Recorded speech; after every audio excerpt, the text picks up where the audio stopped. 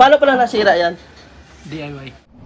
What's up mga idol? For today's video, samahan niyo ako sa paggawa nito. So pinalitan dito ni Sir ng bagong LCD at hindi na po siya mag-display. Nag-DIY si Sir para makatipid. Siya na ang nagkabit ng LCD at yung pinaka-connector sa motherboard tumatabingi na hindi na masalpak ang flex dahil may nakabara sa ilalim. Kaya pag salpak mo ng flex, hindi na po magkasya, umaangat na siya ng kusa kaya nag-blackout na siya. So paano ba ito solusyonan? So dito mga idol, nagtanong si Sir kung magkano papalit ng connector. Connected po ito sa LCD display at sa charging. Mahaba po ito mga idol, hindi po basta-basta magpalit ito kung hindi mo kabisado. Ayan, dito po banda ang hindi na po pumasok ang flex at tumabingi na pala ang pinaka-connector nito, nagsiangatan na kaya hindi na po siya mag-display at kailangan na po siyang palitan. Kaya dito mga idol, nilagay ko agad sa board holder. So dito kailangan natin palitan. So kumuha lang din po pala ako dito sa galing sa charging board ng E51. So dahil meron ako mga idol,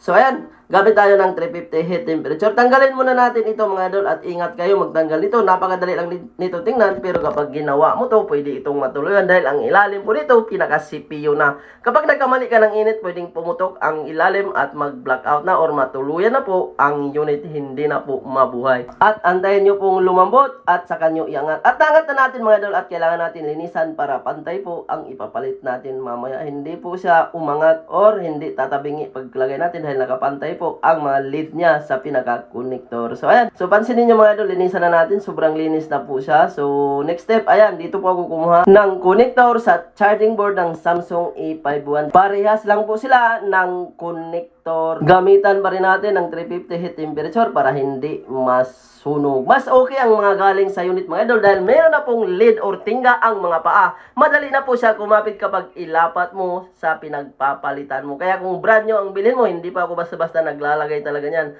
Dahil maubos na lang ang oras mo, hindi po siya basta-basta kumakapit. Mas okay ang galing sa unit, isang kabitan lang kagaya po dito. Ayan, alawin mo lang po ng konti, matik didikit na po siya. So 350 heat temperature pa rin ang gagamitin mo para hindi po madamay ang motherboard or hindi po putok. Pansinin nyo, sobrang ganda po ng pagkakalapat natin. Isang kabitan lang po pala ito mga idol.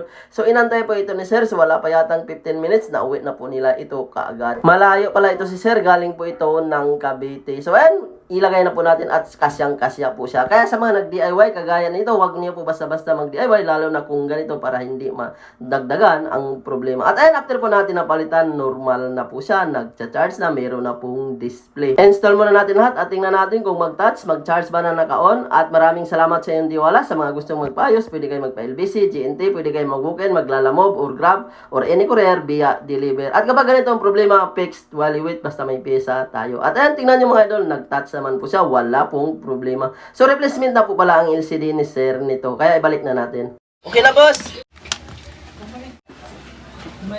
Ito yung pinalitan natin, pinaka-connector. Paano pala nasira yan? DIY. Ah, DIY. Ilang lang. Gumana ng una eh. Tapos, Isang oras lang. wala na. Tanggal ulit. Umaangat siya na kasi tumatabingi siya eh. Magkano sabi ko doon? 7. Okay na oh. Thank you, sir. Thank you. Okay.